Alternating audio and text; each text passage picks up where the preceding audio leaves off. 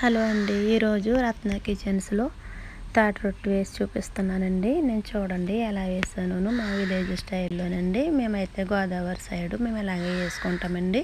ఈ తాటి రొట్టె వేయాలంటే పొయ్యి నిప్పులు అవన్నీ అవసరం లేదండి. గ్యాస్ మీదే మనం సింపుల్గా ఈజీగా వేసుకోవచ్చు.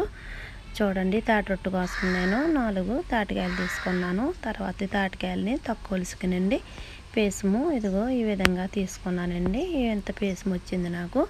ఈ తీసిన పేసమండి మళ్ళీ నెట్ లాంటి క్లాత్లో వేసి మనం వేసేది ఏమీ లేకుండా శుభ్రంగా ఉడగట్టుకోవాలండి. ఇప్పుడు ఇందులోకి అండి ఒక కొబ్బరికాయ కూర తీసుకున్నానండి. ఆ కొబ్బరి కూరని పేసంలో వేయాలి. తర్వాత తగినంత బెల్లాన్ని అండి మనము చితకొట్టుకుని ఆ బెల్లాన్ని కూడా పేసంలో వేయాలండి. ఇప్పుడు కొద్దిగా సాల్ట్ తీసుకున్నాను. కొంచెం అండి ఒక పించ్ అనమాట ఎలాచీ పౌడర్ తీసుకున్నానండి. అది ఫ్లేవర్ కోసం తీసుకున్నాను. మీకు నచ్చితే మీరు వేసుకోండి, మీకు వద్దనుకుంటే స్కిప్ చేసేయండి. ఇప్పుడు ఇదంతా కూడా ఒకసారి బాగా కలపండి. ఇప్పుడు దీనిలోకి ఇడ్లీ రవ్వ వేసుకుంటున్నానండి. ఇడ్లీ రవ్వ ఒకేసారి వేసేయకూడదు. మనకి తగినంత మటుకు కొంచెం కొంచెం వేసుకుని కలుపుకొని చూసుకోవాలండి. ఇప్పుడు నాకైతే కనుక ఇంకా లూజుగా ఉంది. ఇంకొంచెం ఇడ్లీ రవ్వ పడుతుంది కాబట్టి కొద్దిగా వేసుకుని మళ్ళీ కలుపుకుంటున్నాను. ఇప్పుడు ఇదంతా కూడా అండి బాగా కలపాలి. మొత్తము ఇడ్లీ రవ్వ, కొబ్బరి కూర, బెల్లం అంతా కలిసేటట్టు ఒకసారి కలపండి. కలిపిన వెంటనే కనుక తాటి రొట్టె వేసేయొద్దు. ఒక 20 నిమిషాల పాటు పక్కన పెట్టాలి.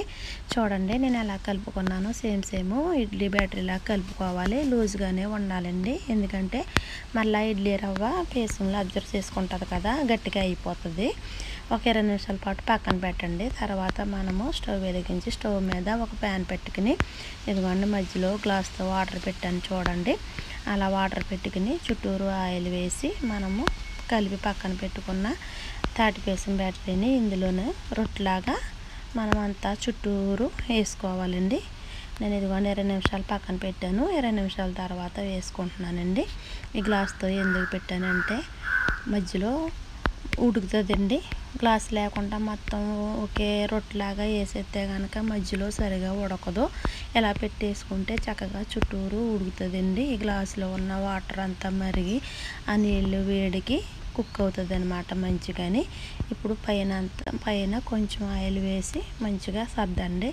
తర్వాత మూత పెట్టి 10 నిమిషాల పాటు సిమ్లో పెట్టి కుక్ చేయండి. 10 నిమిషాల తర్వాత మూత తీసి చూడండి. లోపల రొట్టె అంతా కూడా మంచిగా కుక్ అయ్యింది. చూడండి అంచులు బ్రౌన్ కలర్ వచ్చినాయి. గ్లాస్తో మనం నీళ్ళు పెట్టాం కదా, ఆ నీళ్ళు కూడా తిరగమాడుతున్నాయి. ఆ వేడి వల్ల అదంతా కూడా కుక్ అయిపోయింది.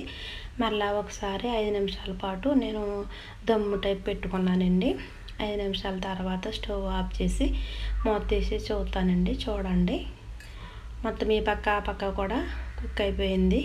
ఇంకా వేడిగానే ఉందండి. వేడిగా ఉండగానే మనము ఆ గ్లాస్ తీసి పక్కన పెట్టి దీన్ని మళ్ళీ వేరొక ప్యాన్లోకి టర్న్ చేసుకోండి. ఎందుకంటే ఆ పక్కన కూడా మంచి కలర్ రావటం కోసం జస్ట్ 5 నిమిషాలు నేను పెడుతున్నాను అంతే.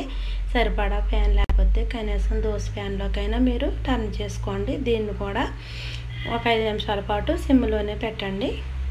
పైన ఒక స్పూన్ ఆయిల్ జస్ట్ కొద్దిగా అలా వేయండి. ఎందుకంటే కింద రొట్టె మాడిపోకుండా మంచి బ్రౌన్ కలర్ రావటం కోసము.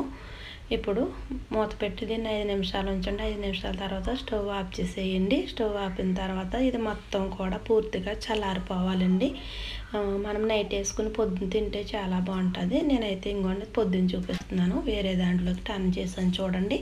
ఈ పక్కన ఆ పక్కన ఈవెన్గా కుక్ అయింది. మంచి కలర్ వచ్చింది. తాటి రొట్టె రెడీ అయిపోయింది. చూడండి ఎంత బాగా కుక్ అయ్యిందోను. సేమ్ కేక్ లాగా అయ్యింది. ఈ రెసిపీ కనుక మీకు నచ్చినట్లయితే కనుక షేర్ చేయండి, సబ్స్క్రైబ్ చేయండి, లైక్